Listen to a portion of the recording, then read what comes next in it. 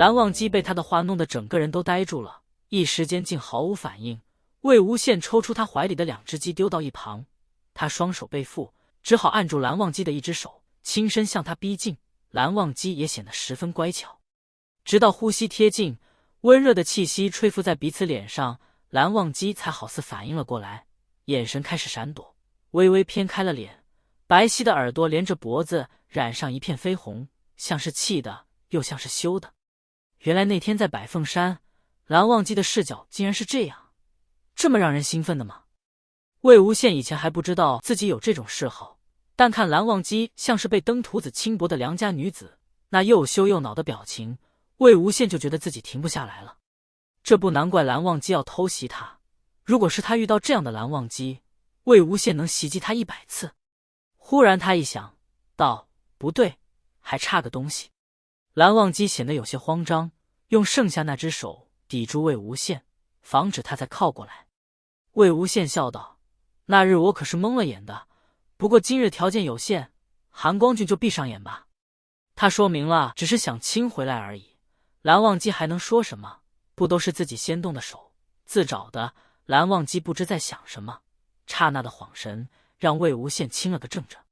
两唇相贴，柔柔软软的唇瓣抵在一起，彼此的呼吸混淆着，炙热的气息沁入心脾，让魏无羡的心也烧得滚烫。或许是因为紧张，能感受到两人的唇都微微的颤抖。他贴在蓝忘机的唇上良久，无人在主动，但也无人闪躲。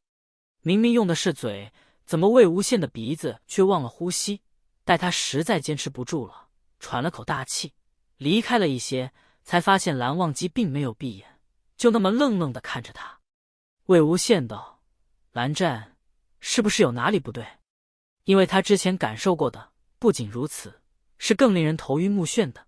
啊！忽然他被蓝忘机大力一拉，整个人倒到蓝忘机的怀里去，这回是真头晕目眩了，撞的。蓝忘机的胸膛可够硬的，撞得魏无羡一下子找不到东南西北，他还搞不清发生了什么，就被人将脸抬了起来，又是一阵呼吸贴近，两人的唇又碰在了一起。可要比魏无羡刚才的行为激烈多了，他刚才是忘了呼吸，现在是无法呼吸，被蓝忘机狠狠地堵着唇，舌头攻入他的齿关，掠夺他口中的每一寸，不留任何余地。就是这个感觉，魏无羡在百凤山那日就是这么被蓝忘机吻的，那么久了他都无法忘记，总是想起，果然再次领教，还是如此让人心潮澎湃。不知是谁先动的，当魏无羡缓过神来时，他已经被蓝忘机压倒在了地上，唇上还未分离，他们依然吻在一起，暧昧的水声不断在耳边响起，身体里一种说不清道不明的感觉随着他越来越快的心跳越来越火热。魏无羡几乎是吓醒的，猛然推了蓝忘机一下，蓝忘机在他下唇上咬了一口，将他放开，两人混在一起的精液还连了一根晶莹的水线断落在蓝忘机唇边。此时的蓝忘机呼吸微快，带着轻喘，与那湿润的唇上的光泽一起，在魏无羡眼中一颤一颤，那感觉就更不得了了。魏无羡有些慌张，想逃离，但又被蓝忘机压在身下，他也不知自己刚才走神到哪去了，说了是他要亲回去，怎地又被蓝忘机控制住了？他双腿乱动起来，蓝湛，让我起来。蓝忘机显然还醉着呢，按住他的手，坚定道：魏婴要亲回来。他是说要亲回来，可这是让他亲回来吗？这醉鬼真是得了便宜还卖乖，可恶得很。魏无羡现在没空和他纠结，只想快点逃开，避免和蓝忘机有身体接触，不然让他发现亲着亲着还能有反应，那还得了。他道：亲够了，我亲够了。蓝忘机的手才稍微放松了些，魏无羡赶紧支起身体，两人的下腹本就贴得近，这么一动，恰巧还碰到了些不该碰的地方。魏无羡先是一慌，啊啊乱叫，想夹起腿去躲，蓝忘机似是更慌，腿一收紧，把魏无羡的腿给夹住了。魏无羡愣住了，一脸的不可置信，还用膝盖顶了顶，蓝忘机简直无法忍受，一把又将魏无羡推回地上去。他什么话都说不出来，只是盯着魏无羡轻喘。刚才的慌张是因为魏无羡以为只有他一个人有反应，但若是两个人都有反应的话，他忽然就不慌了。魏无羡心里狂笑，他对蓝忘机勾了勾嘴角：“蓝湛，你第一次按住我是亲我，这第二次是想干嘛？”果然见蓝忘机呼吸更急，魏无羡心里乐极了，他双手向下一去，往蓝忘机腿间一捞，笑意更甚：“韩光俊，莫不是想我这样动你？”魏无羡也就顺势撩拨，顺便试试手，看看自己行不行。结果一摸，那东西除了有些烫手，好像也没什么不行。他从没想过自己会去摸男人的那个东西，不过他现在并不排斥。我魏无羡接受度这么高的吗？没想到一点心理负担都没有。魏无羡边摸边道：“蓝湛，你的尺寸好像不太对劲。”蓝忘机猛地把魏无羡推开，一脸惊恐地看着他。魏无羡重重地撞向了地上，非常不满。他道：“蓝湛，你怎地推我？给你摸得不舒服？”那边就见蓝忘机忽然抬手给了自己的头重重一掌，把自己给拍晕了。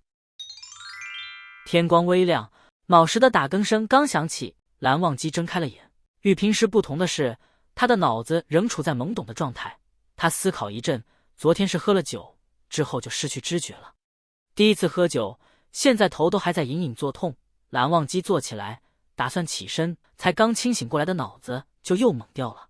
他不是一个人睡的，他旁边还躺着一个人。魏无羡被他起身的动静吵到了，也睁开了眼，还有些迷迷糊糊的：“蓝湛，你醒了。”此时的他衣衫凌乱，胸口大敞，被子欲盖不盖，要遮不遮，而且那双手还被蓝氏墨额给绑着。蓝忘机大惊失色，往后一滑。